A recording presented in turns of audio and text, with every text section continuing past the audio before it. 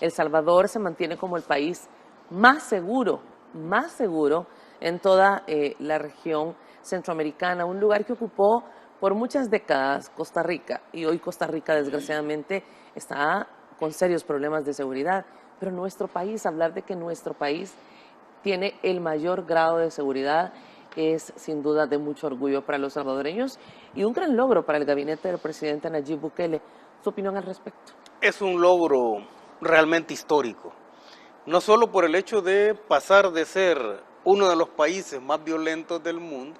Nosotros estuvimos en esa triste posición durante varios años, ¿no? Durante varios años, en los 33 décadas anteriores, éramos de los países, o si no el país más violento del mundo, y pasar de esa condición con una tasa de homicidios de 3 dígitos a una tasa de 1 dígito y hacer el país más seguro del continente, realmente es un logro histórico. Y lo es aún más por el hecho de que se ha llegado a esta posición en 1 año, pues. O sea, estamos viendo un plan de combate a la delincuencia y al crimen terrorista realmente eficiente, tal como lo ha dicho el presidente de la República. No hay ningún otro plan de seguridad que tenga los resultados que este ha tenido, mucho menos en el tiempo que lo ha tenido. Entonces eso debe llenarnos de orgullo y estamos por la senda en la cual nosotros como salvadoreños estamos tratando de ser los mejores en todo aquello que nosotros podamos emprender. Tenemos el caso de la seguridad. Hemos visto cómo al resolver el problema de la delincuencia se empiezan a resolver los otros problemas. O sea, estamos viendo que realmente ese era el nudo ciego que tenía a este país atado de rodillas, sin poder crecer, con una población en constante miedo. Entonces estamos viendo que al resolver el problema de la delincuencia se empieza a prosperar el aspecto económico, el aspecto turístico, el aspecto social, la motivación social, las ganas de los salvadoreños de echarle, digamos, un mayor empuje a todas sus actividades. Eso lo estamos viendo. Bueno, hoy que venía en la mañana, ¿no?, tempranito para acá, vos ya te encontrás una enorme cantidad de salvadoreños, pues, que ya van para sus trabajos o que están abriendo sus trabajos. Entonces todo eso se está abriendo.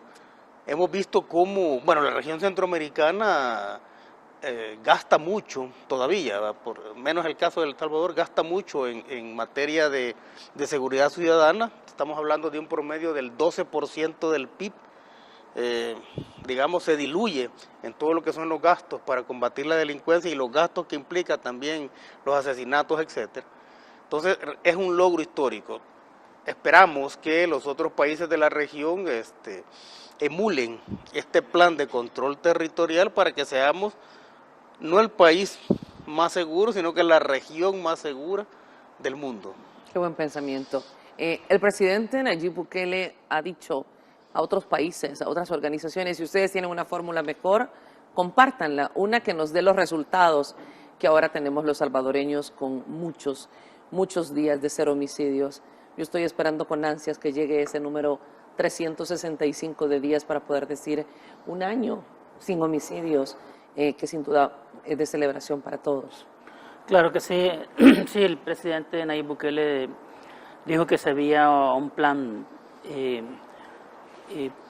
mejor que el plan control territorial, pues lo cambiaría ese, ¿no? Y ya van como 5 o 6 días y no ha aparecido ese plan. Quiere decir que el único exitoso en el mundo ha sido el plan control territorial de El Salvador, que ha logrado pues disminuir a 1 dígito por 100.000 habitantes, ¿no?, que antes los teníamos a 2, lo cual ha cobrado relevancia. Yo quisiera mencionar, ya que se dijo hace unos instantes del caso de Costa Rica, ¿no?, que Costa Rica era considerada la Suiza de Centroamérica y El Salvador pues siempre iba a la saga, siempre iba de último. Entonces resulta ser que ahora tenemos mejor seguridad ciudadana que Costa Rica, pero no solamente eso, porque a veces nosotros nos enmarcamos simplemente en el plan control territorial y el plan control territorial forma parte del modelo Bukele. ¿verdad? Y hay otras actividades que simultáneamente se están haciendo para que se tenga este éxito. Es bueno mencionar que tenemos un mejor índice de inflación, es más bajo El Salvador que Costa Rica. También el año pasado un crecimiento económico mayor que el de Costa Rica, o sea que nos estamos posicionando en varios rubros. Pero este éxito no es necesario explicárselo a los salvadoreños porque ya es parte de la cotidianidad, ¿verdad? Pero sí es bueno remarcar que hay una campaña internacional para desprestigiar el Plan Control Territorial y el estado de excepción, porque se ha puesto en evidencia que los jefes de Estado de países donde la delincuencia tiene un alto índice y el terrorismo también, no lo combaten por dos razones. Una es por falta de voluntad política y la otra es por sus implicaciones que tienen con el crimen organizado. Y es de hacer notar que las poblaciones de estos países claman que se adopte el modelo Bukele en sus países, para que en esas naciones haya paz y tranquilidad como la que nosotros gozamos aquí y la disfrutamos sobre todo, bueno, todos los días y en especial en las vacaciones, ¿no? Que las grandes multitudes, etcétera, de miles de personas en los centros turísticos, también abarrotado de turistas internacionales, de salvadoreños que vienen del extranjero. Entonces, ante ese clamor de la población de estos países, entonces lo que hacen las fuerzas que están en contra del éxito de este plan control territorial es que inician campañas internacionales. Y es bueno mencionar quizás las últimas dos, ¿no?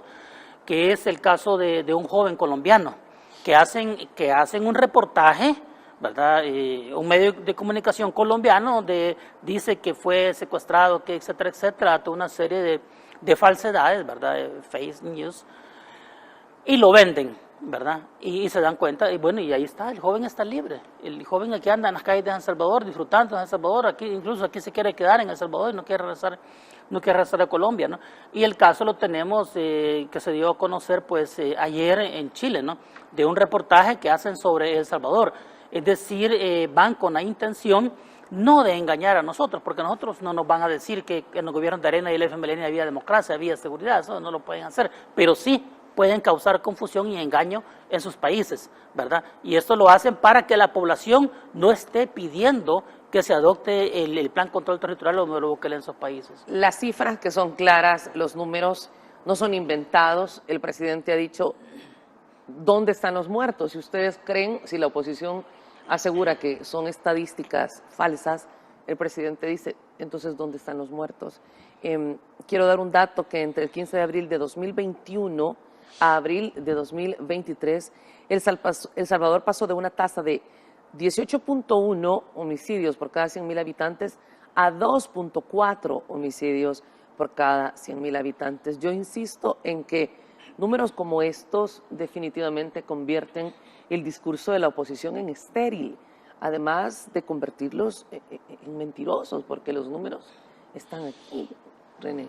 Bueno, hay una frase común, ¿no?, que es que el dato mata el relato. O sea, estamos hablando de datos objetivos.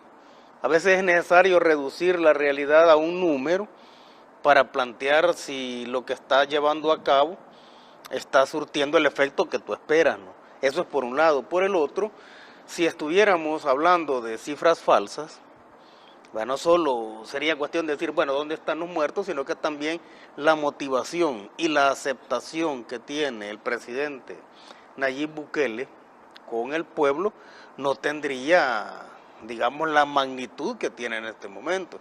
Si estuviéramos hablando de un plan falso o de datos falsos, no habría un respaldo de más del 90% de la población, porque la población se daría cuenta de que le están mintiendo, ¿no? Claro. Entonces estamos ante una realidad.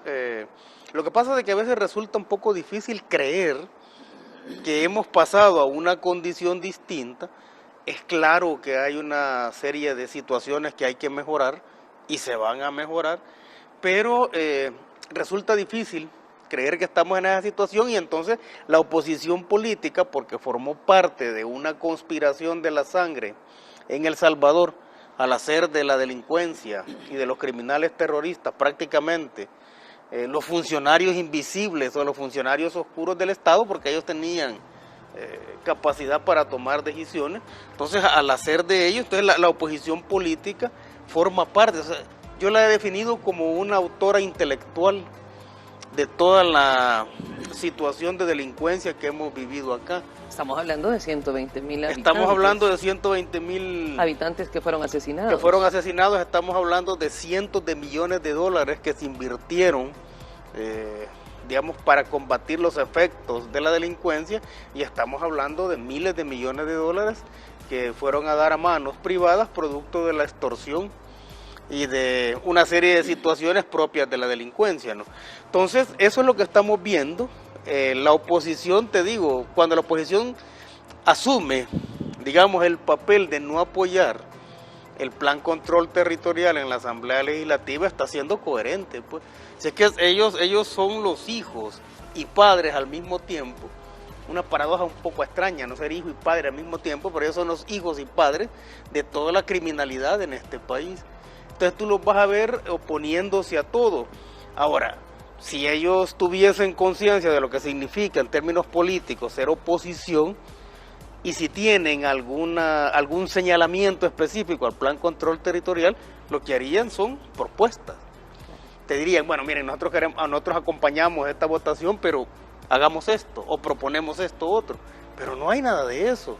Solamente es una cuestión de difamación que ya no cala en la población, y creo que tampoco cala, estoy seguro que no cala toda esa difamación que se está haciendo de nuestro país, no cala en otros países, porque tú ves que el presidente Nayib Bukele siempre sale puesto como el presidente mejor evaluado de toda la región continental. Así es.